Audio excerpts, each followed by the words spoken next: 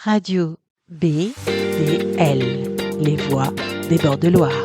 Aujourd'hui, nous allons parler d'un sujet qui concerne chacun d'entre nous. Peut-on vraiment mieux vivre et habiter localement ? Emploi, numérique, qualité de vie et initiatives locales. Certaines solutions existent déjà sur le territoire.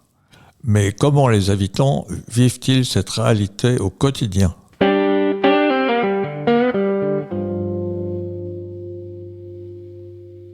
Pour commencer, nous avons recueilli le témoignage d'une habitante sur sa manière de vivre et travailler localement. Enchantée, aujourd'hui on est là pour une petite interview pour l'atelier des projets et pour la web radio. Donc est-ce que tu peux te présenter et nous dire depuis combien de temps tu habites par ici ? Alors je m'appelle Marion, donc j'habite dans le coin depuis à peu près 5 ans et demi. Où est-ce que tu travailles concrètement ? Carrefour Express à Tours. Est-ce que du coup ton travail il est proche de chez toi à peu près ? 5 minutes à pied. Pratique. Est-ce que c'est plus facile de trouver un emploi dans le quartier ? C'est très facile. C'est très facile, ça Oui. va, c'est abordable. Oui. Et est-ce que tu aimerais travailler plus localement ? Et si oui, pourquoi ? Ça dépend. Moi je pense que ça dépend du quartier aussi. Ouais, ok. Au niveau numérique, est-ce que tu utilises le numérique dans ton travail ou pour tes démarches Oui, beaucoup. Souvent, pour faire quoi à peu près ? Pour passer toutes mes commandes, pour tout. Est-ce que tu as déjà fait du télétravail dans ce domaine-là ? Non, Ouais, non, c'est... mais on pourrait. Ah oui ? Oui. Ah ok, je pensais pas du tout. Est-ce que le numérique facilite ou complique ton quotidien pour toi ? Ça facilite Ah oui ? énormément. T'arrives à t'en servir correctement et Oui. tout. Est-ce que tu te sens bien aussi dans le quartier ? Non. Non ? Non. Pourquoi ? Pour toutes les personnes qui sont autour de où j'habite, non. Ouais. Non.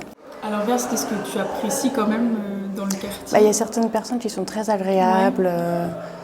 Les travaux qui ont été à moitié refaits aussi. Qu'est-ce que, selon toi, qu'est-ce qui pourrait améliorer la qualité de vie dans le quartier ? Comme je travaille dans le milieu de la vente, donc on me parle beaucoup et certaines personnes âgées tombent beaucoup. Ouais. Donc il faudrait qu'ils finissent les travaux. Ce sera tout beau pour nous. Je vous remercie d'avoir participé à cette petite interview. Je vous en prie. Merci beaucoup. À travers ce témoignage, on comprend que vivre localement peut être à la fois une opportunité et parfois un défi selon les ressources disponibles autour de soi. Et justement, on va aller chercher ce que le territoire lui-même peut offrir. Parce que mieux vivre et habiter localement, ce n'est pas qu'un souhait, c'est parfois une réalité que des acteurs construisent ici, concrètement.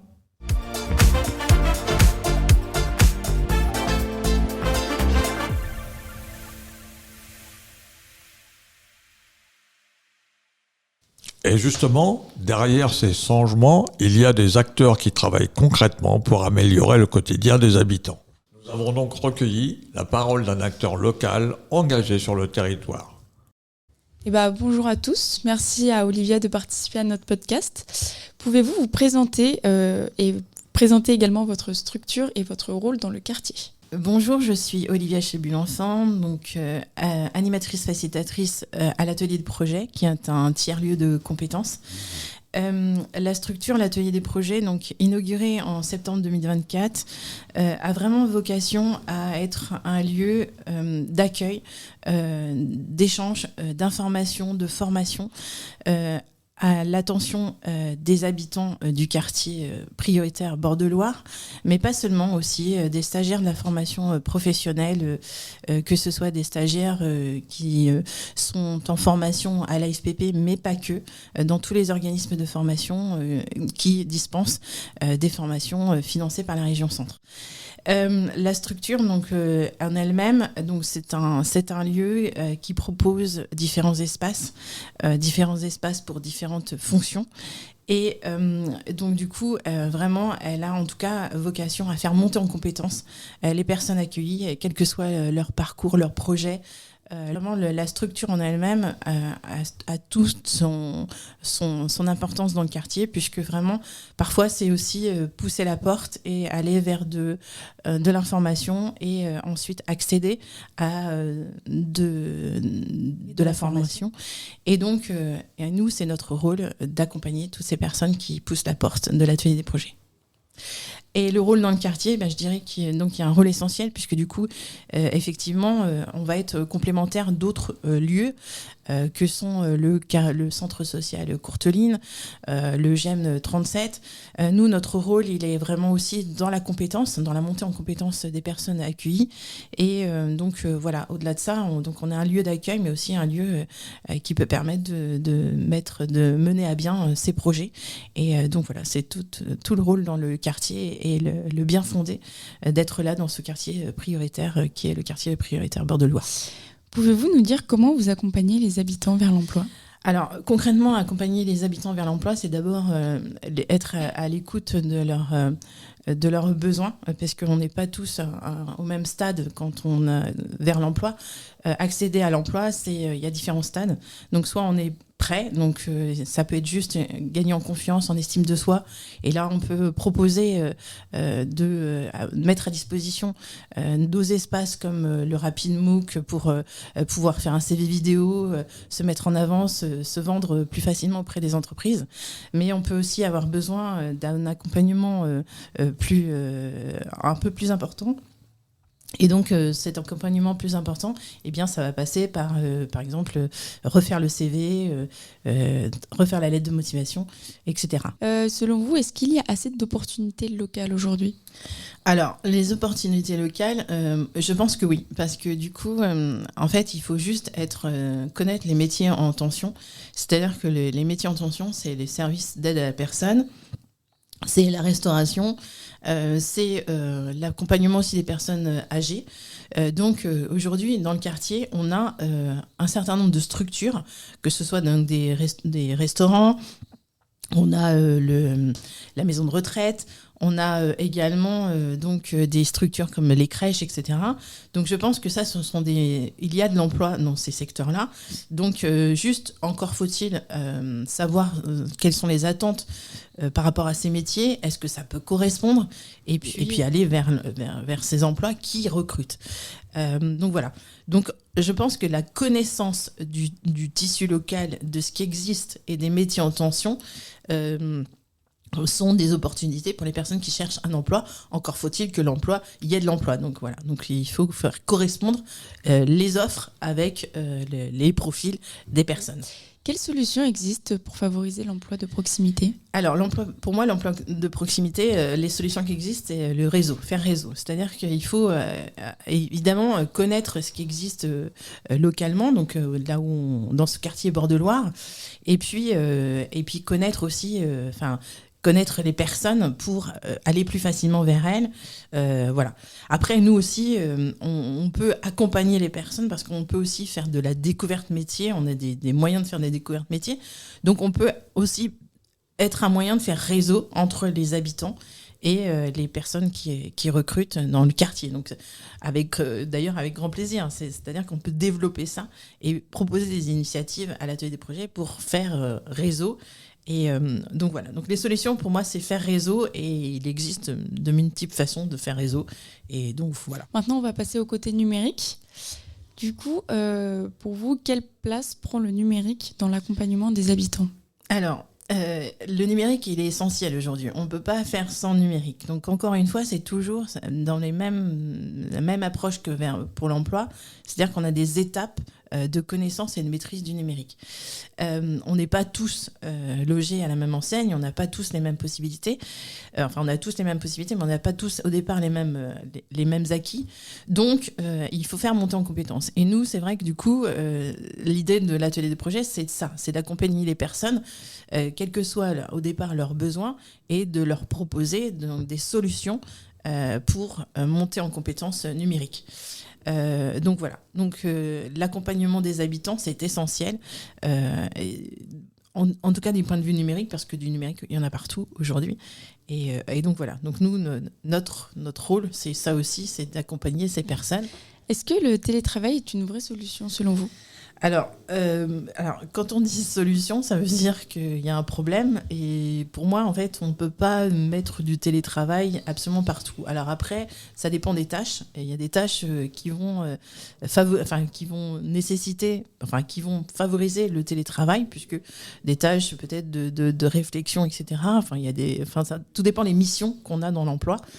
Et donc voilà. Donc en fait, le télétravail enlève une partie du travail en équipe, pour moi, enlève une partie du travail en équipe, de l'échange au sein d'entreprise, etc. Mais après, pour des travails de réflexion, de nécessité de projection peut-être sur un sujet plus particulier qui nécessite d'être plus approfondi, peut-être que le travail peut être une solution, mais en tout cas, pour moi, on doit aujourd'hui être au plus près de son travail. C'est-à-dire que si une des solutions, c'est pour pallier à la mobilité, je pense qu'il faut aller vers le travail et donc se rendre mobile et donc se déplacer, si besoin est, vers le travail et vers un espace de coworking pour faire du télétravail peut aussi en même temps permettre de rencontrer d'autres personnes et de faire réseau. Et ça, j'insiste effectivement sur cette notion de faire réseau, mais du coup, ça peut être un moyen de faire réseau. Donc voilà. Et quels sont du coup les freins que vous avez pu observer ? Alors, les freins observés, comme je disais, c'est que ça va pour moi peut-être enlever un peu d'échange de pratiques au sein de l'entreprise, mais en tout cas, ça permet également de rencontrer d'autres personnes. Donc le télétravail peut être une solution à l'ouverture et à une approche moins, je dirais, fermée du travail que l'on réalise et d'avoir des échanges de pratiques entre personnes qui travaillent. Comment le cadre de vie influence-t-il le quotidien des habitants pour vous ?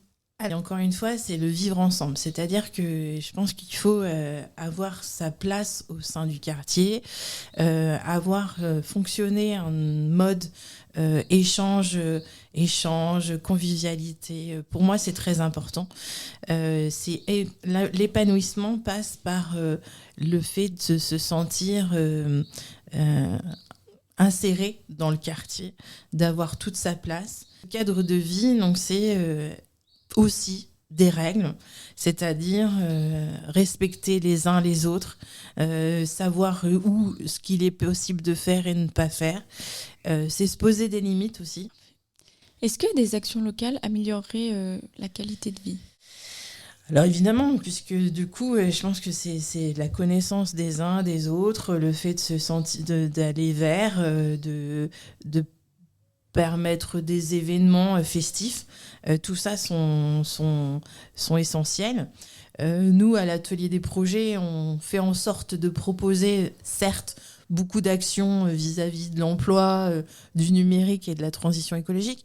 Peut-être des événements moins festifs, mais en tout cas, c'est vrai qu'on apprécierait davantage d'avoir des habitants qui seraient dans l'initiative de proposer des événements dans le quartier, etc. Dans la suite des choses, quel projet pourrait améliorer le quartier ? Eh ben, des projets, comme je disais, encore une fois, c'est vraiment des initiatives d'habitants pour montrer, pour mettre en lumière le quartier, pour le développer, pour faire parler de ce quartier, pour lui présenter ce qui se fait de bien, les pépites, les initiatives, le fait d'accepter les différences, simplement avoir des bonnes habitudes aussi, peut-être de faire attention à son quartier, ne serait-ce que par des gestes, ramasser les détritus, etc. Mais simplement des initiatives personnelles, se dire fleurir les espaces, faire attention, ramasser les déchets, et puis même être dans les sourires, les échanges, on se parle, etc. Eh bien, merci beaucoup Olivia. Je vous remercie vraiment d'avoir participé à notre podcast et à bientôt. Je vous remercie. Merci, bonne journée. Au revoir. L'emploi de proximité, les espaces de coworking, les commerces ou encore les mobilités douces montrent qu'un territoire peut devenir une véritable ressource lorsqu'il est investi collectivement. Concrètement, plusieurs initiatives locales permettent aujourd'hui aux habitants de rester vivre et travailler ici. Développement des emplois locaux, accompagnement numérique, amélioration des espaces publics ou encore création de lieux de rencontres et de travail partagé.